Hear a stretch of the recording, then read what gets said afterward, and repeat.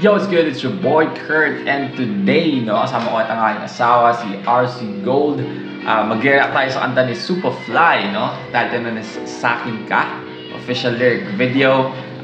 Matagal ko nung nakikita to sa For You page ko, sa YouTube, Nakakalimutan ko siya pakinggan. And this is a request reaction, naalala ko na-request nyo nito. So, panoorin natin, Papakinggan natin yung kanta. And at the same time, kaya ako naalala din to, kasi si Superfly, meron siyang ano ngayon, sabi doon, hindi naman daw totoo. Kaya, handa ka na ba? By the way, this is the first time na papakinggan ng asawa ko sa Superfly, So, Superfly. Ano natin siya, i-introduce natin siya sa magandang music, Pit. Right, well, without no further ado, guys, let's get it, baby. Maraming di sang-ayon sa pag-ibig natin, pero di ako magpapadaig. Para maliwanagan kang nandito lamang lasa, tabi mo pag malamig. Kung di man tinadhana, ako'y pinagpala pa rin dahil ika'y dumating. Sana'y mapasakit dahil sanay na akong sakit. Maraming di sang-ayon sa pag-ibig natin, pero di ako magpapadaig. Ay lang, wala natin yan kasi feeling ko masyadong mahina. Ganda na umpisa na yun, Walang ano yung, ba't na yung ngiti mo? Nakagalang ka. Maraming di sang-ayon sa pag-ibig natin, pero di ako magpapadaig. Para maliwanagan kang nandito lamang lasa, tabi mo pag malamig. Kung di man tinadhana, ako'y pinagpala pa rin dahil ika'y dumating. Sana'y mapasakit dahil sanay na akong sakit. Maraming di sang-ayon sa pag-ibig natin, pero di ako magpapadaig. Para maliwanagan kang nandito lamang lasa, tabi mo pag malamig. Di man tinadhana, ako'y pinagpala pa rin dahil ika'y dumating. Sana'y mapasakit dahil sanay na akong sakit. Anong tingin mo sa handa sa intro niya? Kasi I feel like yun yung chorus Kung sa intro niya, maganda kasi ngayon lang ako nakarinig ng... Hindi ko sinasabing ngayon lang literal na a cappella kasi, di ba?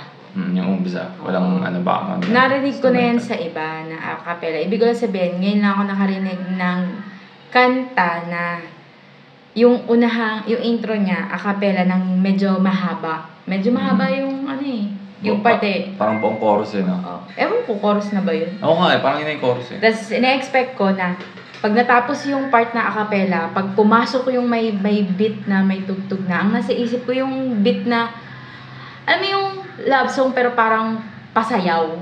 Parang upbeat. Oo, ganun. Pero nagulat ako kasi buti hindi ganun. Kasi kung ganun, sorry, parang hindi ko na siya magugustuhan ituloy pakinggan or what. Ayun. As in ngayon ano tong anime na to? Cartoon, talaga? O ginawa parang... Hindi parang... patsi-patsi, ginawa sa parang anime clip or scene. I assume, So, feeling ko parang siya, ganun Kasi yung pagkakagawa ng anime, parang sinaunang anime. Parang sinaunang version. Kaya, Ano ito? First time ko na siya napakinggan itong kantang to. Pero parang napakinggan ko na siya sa dati. Kung saan. Familiar yung Tono. tono. Nung chorus niya. Kaya.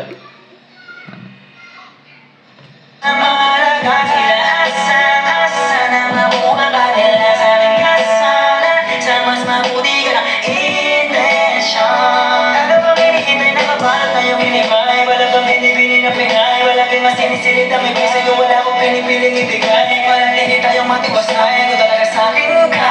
Pero wala na maganda sa'yo, ngayon ito pakiin pa. Dahil ikaw, dahil ang ba tayo nang malika.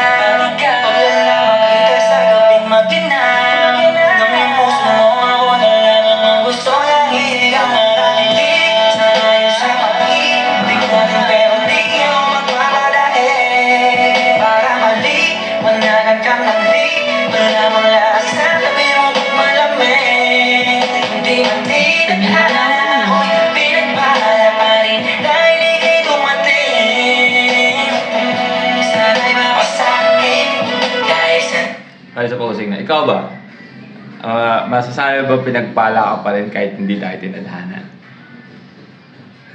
Ha? Bakit ito natawa? Hindi ko kasi ma-consider na or masabi na paano ba yung ano mo, yung ano bang definition mo lang yung tinadhana? Tinadhana, ibig sabihin parang kayo na talaga hanggang huli. Okay. Ako kasi, ano bang tanong mo? Ayos lang, Masasabi mo bang pinagpala ka kahit di tayo tinadhana? Yun. Masasabi kong mapala? Ay, ano? Pinagpala. Ako. Pinagpala ako na nasa akin ka. Ganun ba? Oo, na tayo. Na tayo. Or nakilala mo o kahit hindi tayo tinadhana na maging tayo talaga sa huli. Yun nga yung inaano ko eh. Yun yung parang ano ko na, paano ko siya masasabing na hindi talaga tayo tinadhana tapos sinasabi, dinugtungan mo pa na sa huli. Kung hindi pa naman natin alam kung nasa huli na tayo eh. Kunwari, nasa huli na tayo.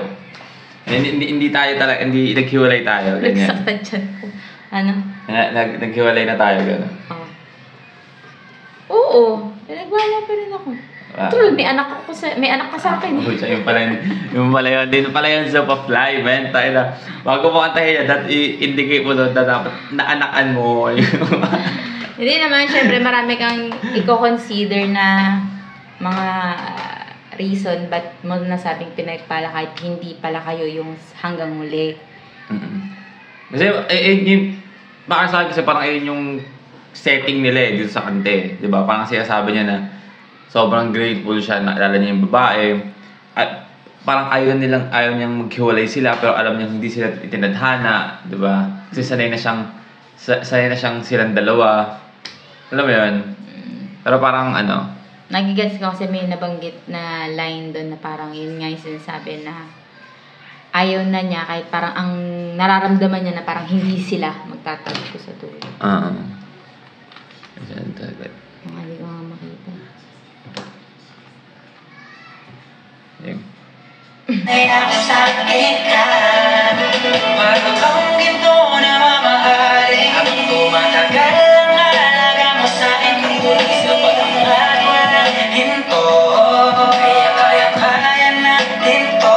Marap sa anong problema. Sana ba ng telenovela na merong iba-ibang eksena. Tuwan langit, gusto kong makasama ka langit. Di ko na hangat parang pagpalain. Basta't kasama kita. Sana lang lagi kang nandyan. Lalo sa mga nais kang hagkan. Sanay sa pag-ibig natin pero di ako magmamadali. Para maliwanagan kang langit. Wala mo lakas na tabi mo pag malamig. Di man tinadhana ako'y pinagpala pa rin. Dahil ika'y dumating. Sana'y mapasakit. Dahil sanay na ako sa pag-ibig ka. Sanay sa pag-ibig natin pero di ako magmamadali. Para maliwanagan kang langit. Wala mo lakas na tabi mo pag malamig. Di man tinadhana ako'y pinagpala pa rin. Dahil ika'y dumating. Sana'y mapasakit. Dahil sanay na ako sa akin ka. Di sanay sa pag-ibig natin pero di ako magmamadali. Para maliwanagan kang langit. Wala mo lakas na tabi mo pag malamig. Kung di man tinadhana ako'y pinagpala pa rin. Dahil ika'y dumating. Sana'y mapasakit. Dahil sanay na ako sa akin ka. Sanay na ako sa akin. Sanay na ako sa akin ka. Sanay na ako sa akin. Sanay na ako sa akin ka. Sanay na ako sa akin. Sanay na ako sa akin ka. Sanay na ako sa akin. Sanay na ako sa akin ka. Let's go. Alright, well again, that's Superfly no Sakin Ka. Official lyric video. First of all, gusto ko lang sabihin na Official video ba yan? official lyric video yan. So, ako sabihin na good choice para doon sa mga clip ng anime, mga classic anime talaga doon. May Fushigi Yugi, merong Akira, no? Yeah, may Kimi no Na wa as well. Yeah, I mean, sobrang pumili siya ng mga anime na yung sobrang aesthetic, yung vibe, at yung dating ng scenery.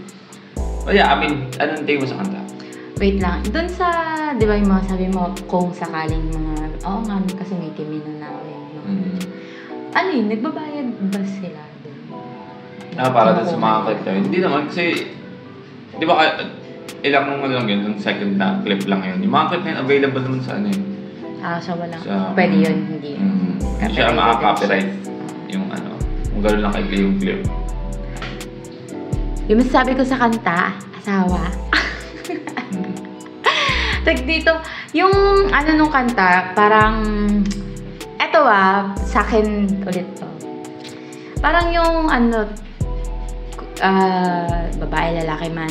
Parang hindi selfless. Selfish yung part na parang sa sobrang obsessed siya dun sa tao.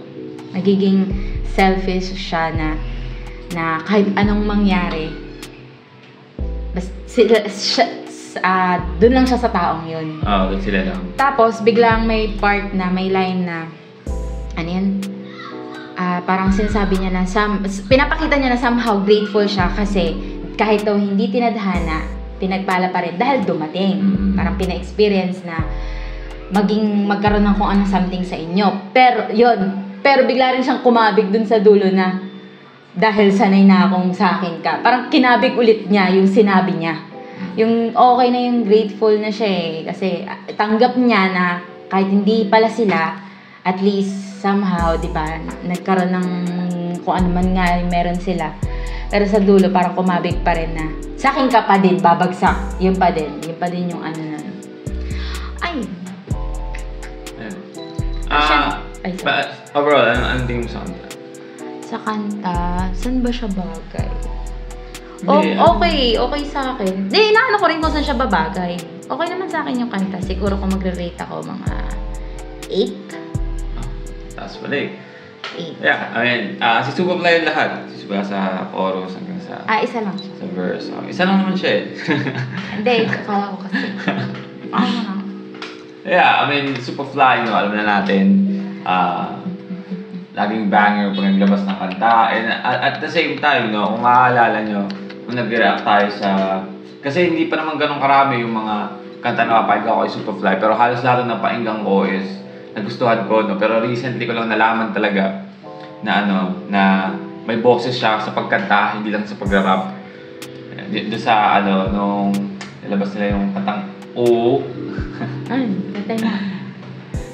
Ilan na ba? O.